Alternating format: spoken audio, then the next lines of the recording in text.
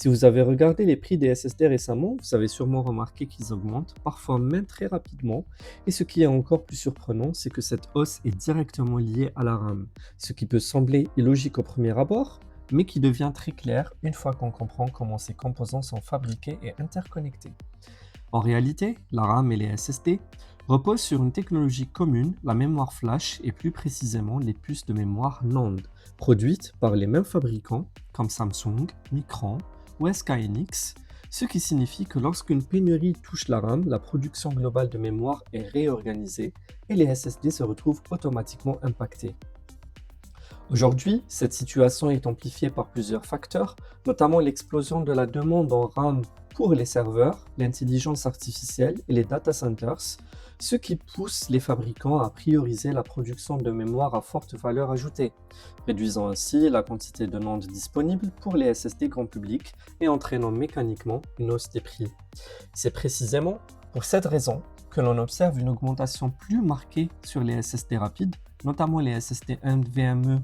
au format M2, qui sont les plus gourmands en composants avancés car ils utilisent non seulement de la mémoire NAND de haute qualité, mais aussi des contrôleurs performants et dans de nombreux cas, de la mémoire DRAM intégrée servant de cache.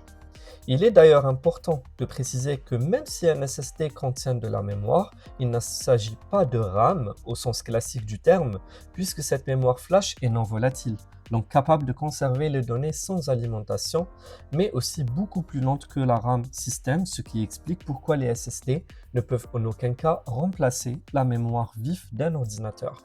En comparaison, les SSD SATA fonctionnent sur le même principe interne, avec de la mémoire NAND et un contrôleur, mais sont limités par l'interface SATA, ce qui plafonne leur vitesse à environ 550 mégaoctets par seconde,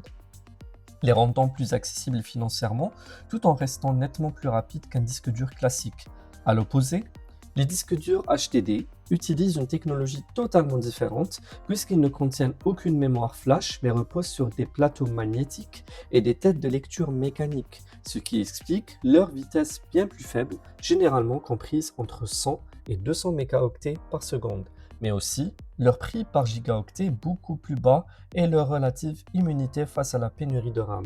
Cependant, cette différence technologique implique également une différence en termes de durée de vie, car les SSD, bien que très rapides, s'usent progressivement à chaque écriture de données, leur longévité étant mesurée en téraoctets écrits, tandis que les HDD, eux, ne s'usent pas de manière logique, mais restent vulnérables à l'usure mécanique et au choc physique.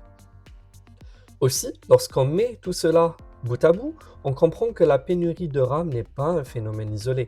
mais un élément clé qui impacte directement le marché des SSD, en particulier les modèles les plus rapides, ce qui explique pourquoi les prix continuent de grimper et pourquoi de nombreux observateurs estiment que cette tendance pourrait encore s'accentuer dans les années à venir. En résumé, la RAM et les SSD partagent les mêmes chaînes de production, la pénurie actuelle réduit l'offre de mémoire NAND, les SSD NVMe sont les plus touchés par la hausse des prix, tandis que les HDD restent relativement stables.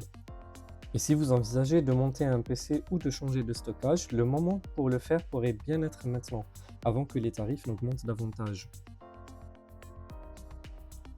Si la vidéo vous a aidé, pensez au like, abonnez-vous pour plus de contenu hardware et dites-moi en commentaire si vous préférez le NVMe, le SATA ou le HDD.